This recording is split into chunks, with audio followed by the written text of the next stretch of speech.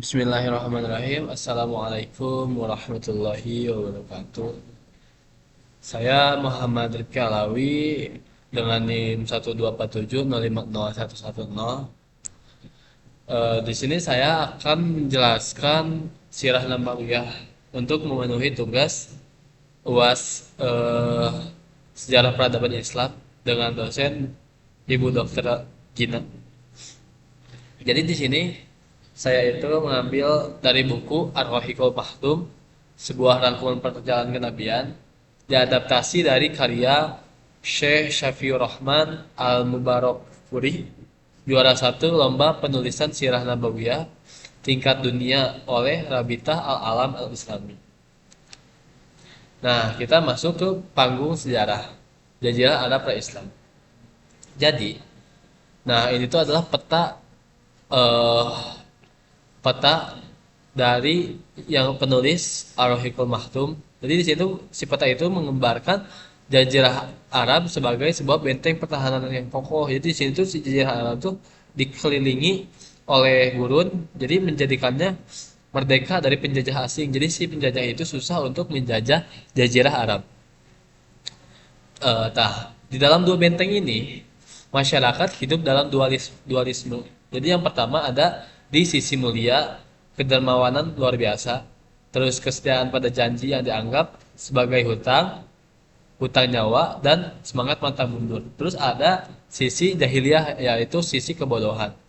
Jadi ini tuh adalah fanatisme kabilah yang ekstrim, struktural kelas yang kaku, dan praktik pernikahan yang merendahkan martabat seperti poliandri. Lanjut ke kelahiran Nabi Muhammad SAW di tahun gajah. Jadi Nabi Muhammad itu lahir dari suku Quraisy. Jadi ayahnya yang bernama Abdullah bin Abdul Muthalib wafat saat beliau masih. Jadi ayahnya itu eh, wafat dalam saat Nabi Muhammad itu dalam kandungan 2 bulan. Nah, ibunya itu bernama Aminah binti Wahab, wanita paling mulia di kaumnya. Peristiwa terus lanjut ke peristiwa Amul Fil. Nah, di sini tuh kenapa sih Nabi yang kita dengar tuh apa di tahun gajah. Nah, ini ceritanya. Jadi, Nabi itu lahir di tahun saat Abraha dan pasukan gajahnya berusaha menghancurkan Ka'bah. Namun, perlindungan ilahi atas kota Mekah. Namun, dihancurkan oleh burung ababil. Jadi, si ababil itu menyerang kaum Abraha dengan membawa batu panas. Nah, itu adalah sebuah petanda perlindungan ilahi atas kota Mekah. Tanda kelahiran. Nabi itu lahir pada hari Senin, 12 Rabiul Awal, tahun gajah sekitar 571 Masehi. Riwayat menyebutkan ibunya tidak merasakan sakit dan saat lahir terpancar cahaya yang menerangi istana-istana di Syam. Nah, sebuah nama penuh makna. Jadi Nabi itu em, kenapa sih Nabi itu dinamai dengan Muhammad?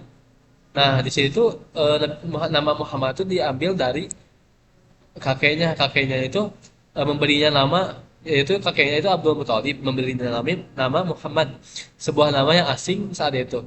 Sambil berkata, aku ingin dia menjadi orang terpuji, yaitu Muhammad, bagi Allah dan bagi makhluknya di bumi. Lanjut. Di sini ada pembangunan karakter di bawah langit gurun. Jadi pertama itu ada penyusunan di Manisaan, sebuah tradisi bangsawan. Jadi Nabi Muhammad itu disusui oleh Halimah As-Sa'diyah. Tujuannya agar Nabi Muhammad itu tumbuh di udara bersih dan belajar bahasa Arab yang murni. Keluarga Halimah merasakan keberkahan luar biasa selama kehadirannya. Terus yang kedua itu Nabi itu mengembala kambing. Seperti para nabi terdahulu, beliau mengembala kambing milik penduduk Mekah.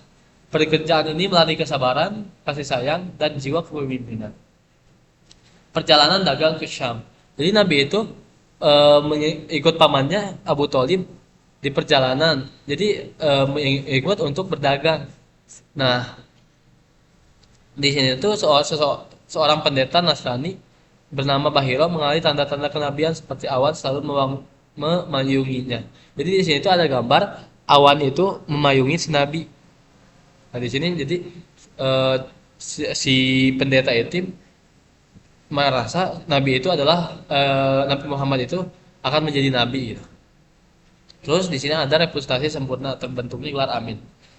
Nah, kenapa sih Nabi itu dijuluki dengan gelar Al-Amin? Nah, ini adalah ininya.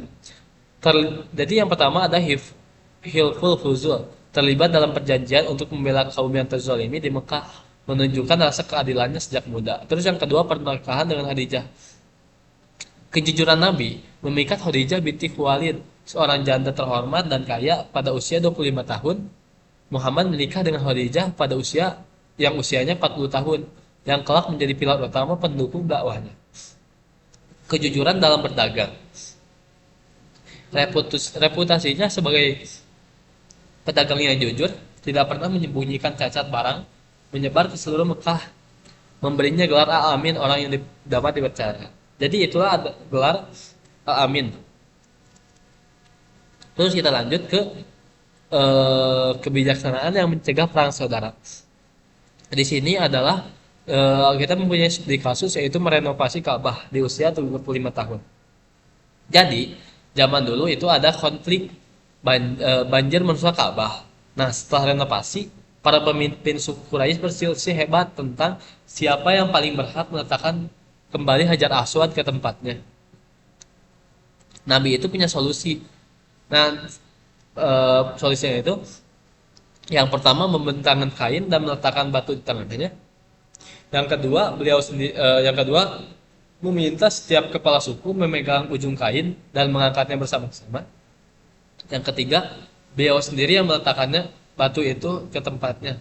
Jadi hasilnya semua pihak merasa dihormati dan pertumpahan darah berhasil dihindari berkat kearifan. Tapi yang saya ketahui gitu dulu tuh, eh, jadi ada para kepala suku tuh bilang barang siapa yang ke masjid duluan maka dia akan menentukan dan akan meletakkan batunya itu. Lanjut. Nah, di sini ada wahyu pertama saat langit menyentuh bumi di Gua Hiro. Nah, pada usia 40 tahun, resah dengan penyembahan berhala dan kemaksiatan Mekah. Nah, Nabi itu mulai menyendiri di Tahanut, yaitu di Gua Hiro. Nah, di sini pada malam hari, malam penentuan yaitu pada 17 Ramadan, malaikat Jibril datang dan memeluknya dengan erat 3 kali. Seraya berkata, "Iqra, bacalah." Muhammad yang tidak bisa membaca, tidak bisa menjawab, beliau berbicara, "Ma anabi akori, aku tidak bisa membaca." Jibril lalu membacakan wahyu pertama yaitu surat Al-Alaq ayat 1 sampai 5 yang berbunyi, Bismillahirrahmanirrahim. Iqra bismi rabbikal ladzi khalaq. Khalaqal insana min 'alaq. Iqra wa rabbukal akram. Alladzi 'allama bil qalam. 'Allamal insana ma lam ya'lam.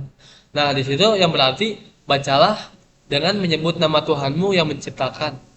Dia mengajarkan kepada manusia apa yang tidak diketahui. Lanjut ke dukungan pertama dan dakwah di balik tirai. Di sini ada dukungan. Jadi di pertama itu ada peran Khadijah. Nabi pulang dengan keadaan gemetar dan ketakutan, meminta diselimuti. Khadijah menenangkan dengan kalimat ikonik, "Demi Allah, Allah tidak akan pernah menghinakanmu. Engkau selalu menyambung silaturahmi, membantu kesusahan, dan memuliakan tamu." Konfirmasi Warokoh bin Naufal, Khadijah membawa Nabi menemui sepupunya Warokoh yang menegaskan bahwa yang datang adalah Namus, yaitu malaikat wahyu atau malaikat Jibril, yang sama seperti yang mendatangi Nabi Musa. Terus dakwah pertama Nabi itu dilakukan di Syriah, dakwah Syriah yaitu 3 tahun pertama. Misi dimulai secara dakwah rahasia dari rumah ke rumah. Pertama itu dimulai di rumah Arqam bin Abil Arqam.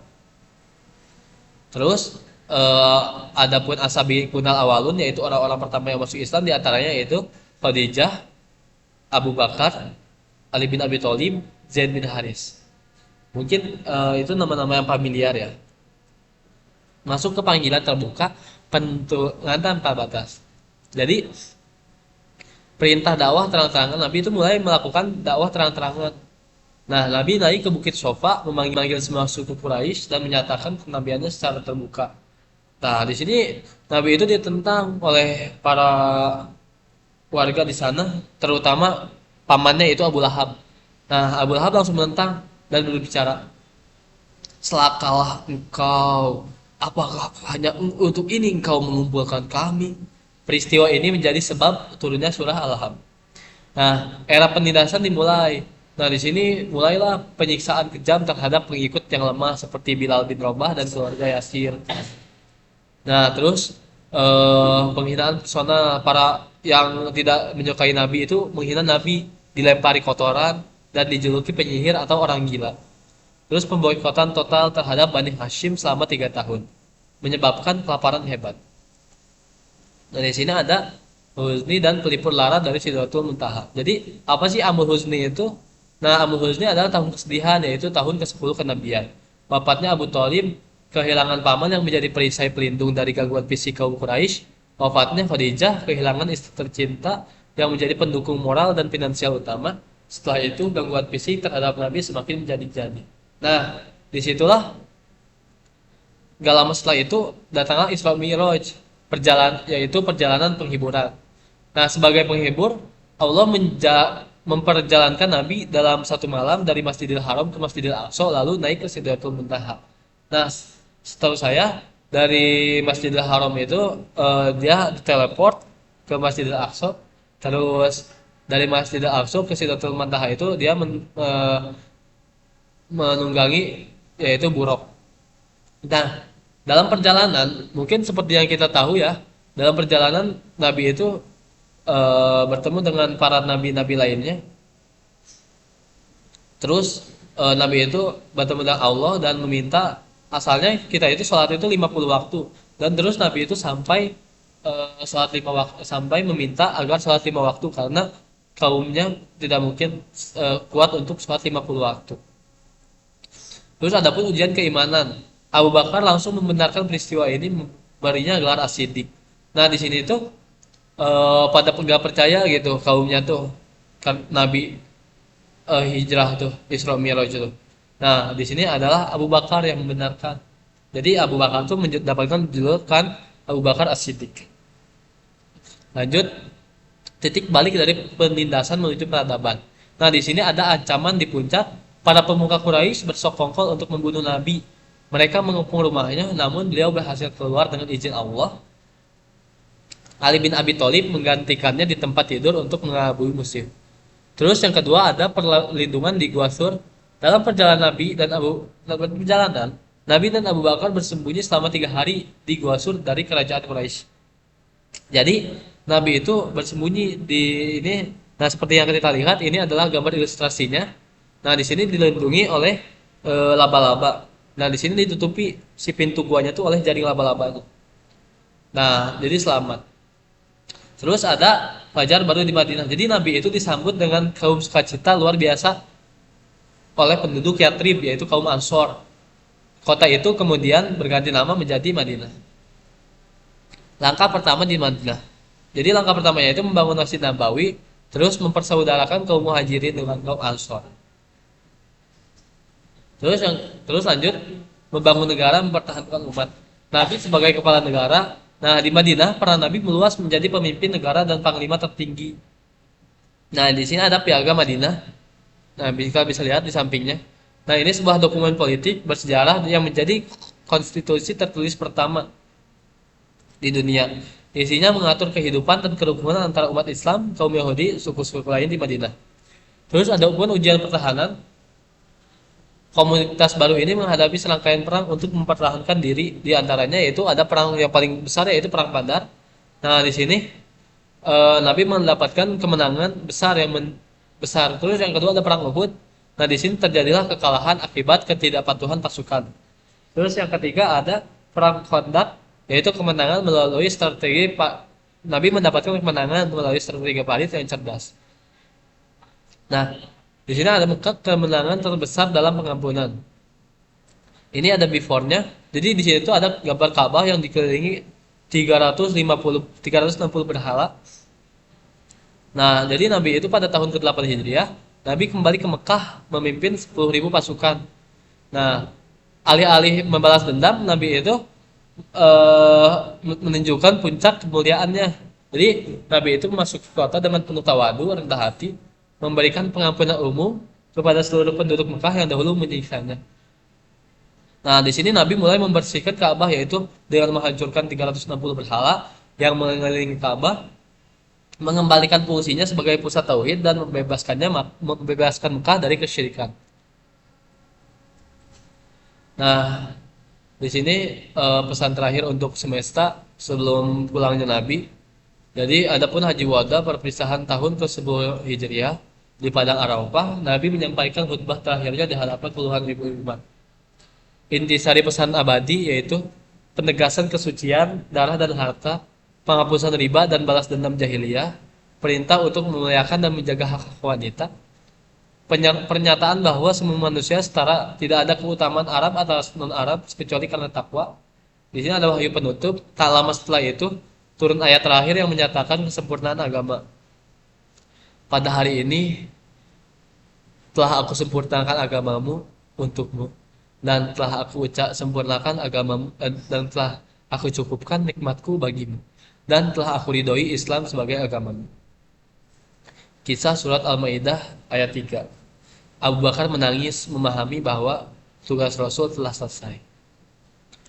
Nah, di sini hari-hari terakhir yaitu setelah sakit demam selama 13 sampai 14 hari, Nabi wafat pada Senin 12 Rabiul Awal tahun 11 Hijriah. Pada usia Nabi pada saat itu adalah 63 tahun. Di pangkuan Aisyah radhiyallahu anhu, pilihan terakhirnya adalah ucapan Ar-Rafiqul A'la, kekasih yang maha tinggi. Di sini terjadinya guncangan di Madinah. Wafatnya Nabi mengguncang para sahabat. Dan Umar bin Khattab pun tidak percaya dan mengancam siapapun yang mengatakan Nabi telah wafat. Peneguhan tauhid oleh Abu Bakar. Abu Bakar As-Siddiq tampil dengan ketenangan, mencium kening Nabi lalu berpidato kepada umat. Barang siapa menyembah Muhammad, maka Muhammad telah wafat. Namun, barang siapa menyembah Allah Subhanahu wa taala, maka Allah Maha hidup dan tidak akan pernah mati. Mungkin cukup sekian presentasi dari saya. Sebelum saya menutup penyampaian presentasi saya akan membacakan suatu hadis yang berbunyi unzur ma qala wala tanzur man qala, yang berarti lihatlah apa yang dikatakan, bukan siapa yang mengatakan. Jadi mohon maaf bila ada kekurangan, mohon maaf sebesar-besarnya. Kurang lebihnya mohon maaf. Assalamualaikum warahmatullahi wabarakatuh.